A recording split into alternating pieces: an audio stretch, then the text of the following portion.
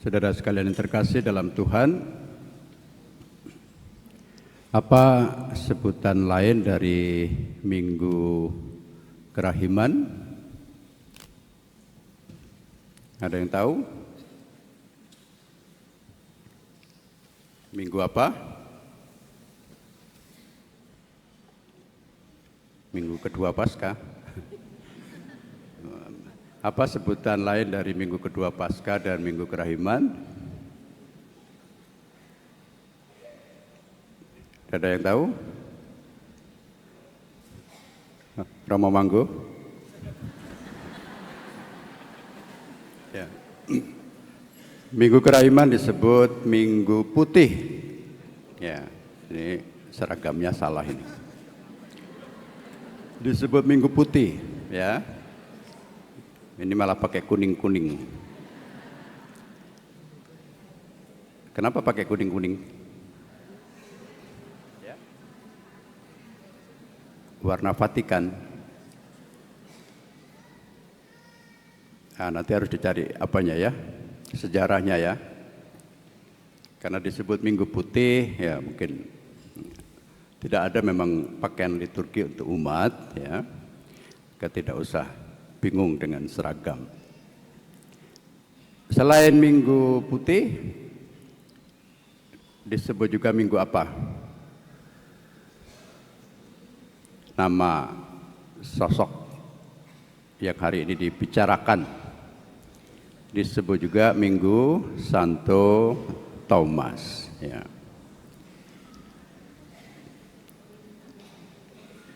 Minggu Kerahiman Ilahi adalah Minggu Putih dan juga Minggu Santo Thomas. Apa yang menjadi dasar dari penyebutan Minggu Putih dan Minggu Santo Thomas?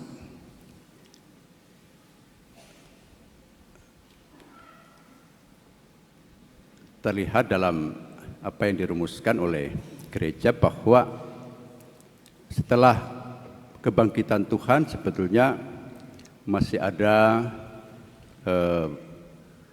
terutama dua respon antara yang percaya dan tidak percaya.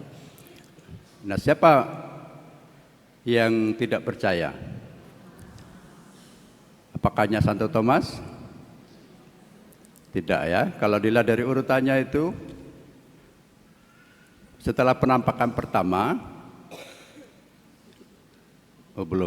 ketika Maria Magdalena mewartakan bahwa dia tahu Yesus bangkit, para murid belum percaya. Ketika juga ada yang mendapat penampakan, dua murid dalam perjalanan ke mana? Bekandis. Mana? Emmaus ya. Siapa namanya? Siapa namanya? Kleopas dan memang tidak ditulis, makanya artinya Kleopas dan temannya ya. Kleopas dan temannya. Mereka kembali ke Yerusalem dan mengabarkan kepada murid-murid yang lain. Tetapi murid-murid yang lain juga tidak percaya. Jadi bukan hanya Thomas, tetapi hampir semua murid begitulah. Ya. Kemudian dikatakan di situ sebagai kesimpulan suasana itu membuat satu pernyataan yang baru dalam doa mereka, ya Bapa Surgawi, kami percaya dan kami tidak lagi mencari Yesus di antara orang mati karena Yesus sudah hidup. Yesus sudah hidup, jadi tidak lagi dicari di antara orang mati. Jadi suasana sebelumnya adalah mencari Yesus di dalam kubur, tapi kemudian karena Yesus sudah bangkit, mereka mengatakan kami sudah ketemu Yesus yang hidup.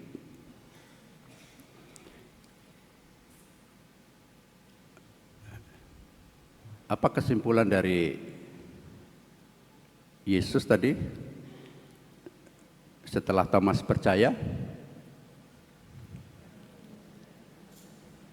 berbahagialah orang yang tidak melihat namun percaya. Saudara sekalian, ini ada yang sudah melihat Yesus? Sangat ingin bertemu Yesus? Tidak ya. Ya. Biasanya kalau orang ditanya ingin bertemu Yesus ya, mungkin dalam arti Yesus menampakkan diri, Yesus kemudian di situ ada sesuatu yang luar biasa bisa diceritakan pada orang lain. Yesus menampakkan diri pada saya ya. Tapi kalau ditanya apakah ingin segera ketemu Yesus, jangan dulu lah. Itu sama saja pertanyaan siapa yang mau dipanggil oleh Tuhan ya. Ini panggilan dalam arti menjawab panggilan Tuhan, tapi mau nggak segera dipanggil Tuhan? Ya, tidak ada yang mau. Karena apa? Karena belum siap ya. Karena belum siap. Nah, saya ajak berpikir terbalik sekarang. Dalam devosi kerahiman ilahi ada yang namanya 7 karya belas kasih jasmani. Ya. Hafal ya semua ya? Devosan ini 7 karya belas kasih jasmani, hafal? Ada yang hafal? Itu diambil dari kisah pengadilan terakhir. 7 karya belas kasih jasmani. Sekarang saya balik, yang kurang percaya atau yang tidak percaya itu bukan kita, tetapi Tuhan ya. Kita mau percaya biasanya kalau ada bukti. Nah, Tuhan sekarang mengarahkan pandangannya kepada kita. Tuhan baru mau percaya kalau ada bukti. Siap kita membuktikan? Siap ya? 7 karya belas kasih jasmani. Pertama, memberi makan orang yang lapar. Tuhan bertanya, apakah sudah dilakukan? Ini Tuhan ini tidak akan percaya kalau tidak ada bukti, ya. Apakah sudah dilakukan? Sudah. Siapa yang lapar? Anggota keluarga. Ya, sudah ya. Tapi itu dimaksudkan bukan hanya untuk keluarga sendiri. Untuk yang lapar, untuk yang kurang beruntung hidupnya, seperti doa ardas kita ya. Apakah rumah kita selalu terbuka untuk orang-orang yang lapar? Atau paling tidak ketika kita melayani tamu, kita sudah berani berpikir bahwa ada tamu dan ini adalah jam makan, maka kemudian diajak makan ya. Tapi biasanya kalau sudah ada tamu orang gelisah. Ini tamu kok datang pada jam makan, nanti mengurangi jatah. Ya enggak? Nah, iyalah, harus dijawab itu, jujur. Tuhan butuh bukti ini. Yang kedua, memberi minum pada orang yang haus. Sudah dilakukan belum? Sudah ya? Nah, siapa yang haus? Yang haus itu yang meminta-minta di pinggir jalan, ya. Kasihlah 1 dos begitu, supaya mereka juga di samping minum bisa menjual, ya. Rela enggak? Pernah dilakukan tidak? Nah, ini bukan saya yang akan pingin tahu, tapi Tuhan, ya. Jadi Tuhan butuh bukti. Menampung orang gelandangan, Belum ya? Ya, tunggu mati. Menampung, memberi tumpangan pada orang yang gelandangan. Belum. Ya, kalau tidak bisa sendiri, bersama-sama kita bikin yang namanya panti asuhan, kita bikin yang namanya rumah singgah. Ya. Allah butuh bukti konkret. Apalagi melawat orang sakit, ya, tapi saudaranya sendiri kan yang dilawat. Ya, ya, suster-suster sudah mendirikan rumah sakit, ya, sudah melayani orang sakit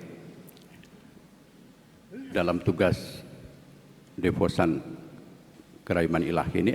Ada kita beri sampai menjadi program melawat orang sakit, ya, mengunjungi orang dalam penjara, ya.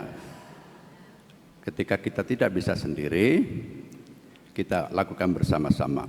Itu yang namanya gunanya kelompok devosan, sarana bantu untuk bisa mewujudkan apa yang menjadi tugas kita, ya. Sudah berapa tadi? 6.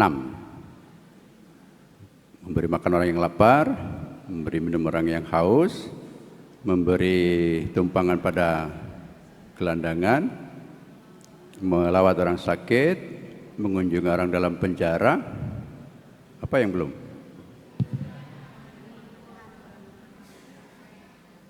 Memberi pakaian pada orang yang telanjang. Sudah? Ya, kadang-kadang ya. Atau malah lebih suka lihat orang telanjang. Tidak diberi pakaian sengaja, ya. Nah, ini namanya kurang ajar ini, ya. Lalu yang terakhir, menguburkan orang mati, ya. Ya, pasti langsung dikuburkan karena takut nanti kalau tidak dikuburkan jadi gentayangan begitu, ya. Apakah tugas-tugas itu menentukan kita masuk surga atau tidak? Belum. Masih kurang apa? Banyak berdoa, ya. Banyak berdoa. Ya. Nanti apa gunanya gereja bagus ini? Kalau hanya untuk ego kita. Apa gunanya liturgi yang meriah?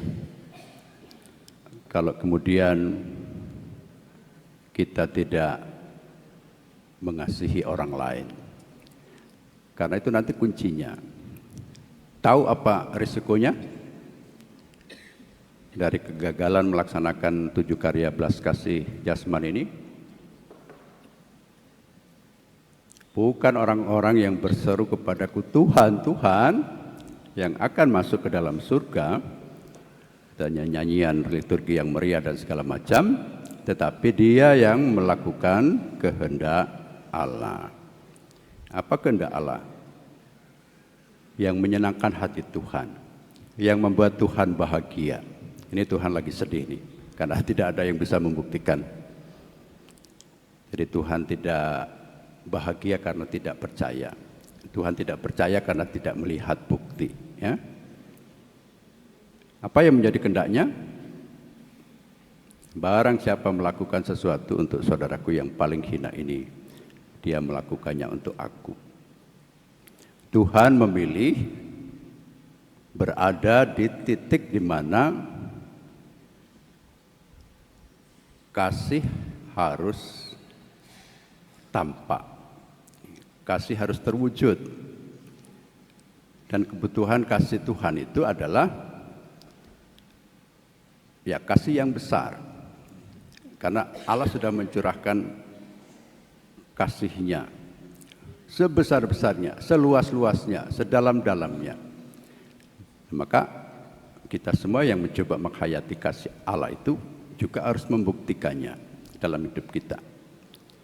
Mengapa tolak ukurnya sampai kepada tingkat yang paling sulit, mengasihi musuh, mengasihi orang yang hina dina, ya karena disitulah nanti akan terbukti bahwa kita punya kasih yang besar, ya. Mengapa selalu saya singgung? Kalau orang Katolik saling mengasihi, tidak ada hebatnya, karena itu sudah seharusnya, sudah semestinya. Para penjahat pun saling mengasihi, ya. Tetapi kasih yang berasal dari orang-orang yang sudah menerima anugerah kerahiman ilahi ini adalah kasih yang juga seluas-luasnya, sedalam-dalamnya, setinggi-tingginya, sebesar-besarnya. Dan itu bisa diukur melalui perwujudan nyata kasih kita kepada mereka yang paling sulit untuk dikasihi, ya. Semakin sulit orang dikasihi, semakin besar kasih yang dibutuhkan. Jadi mana lebih besar, mengasihi anak dengan mengasihi musuh? Kasih yang dibutuhkan adalah lebih besar untuk mengasihi musuh, ya. Nah, mari pada hari raya kerahiman ilahi ini kita membuat Allah percaya pada kita, karena kita punya bukti, dan kemudian kita membuat Tuhan berbahagia. Kemuliaan pada Bapa dan Putra dan Roh Kudus, seperti pada permulaan, sekarang, selalu, dan sepanjang segala abad. Amin.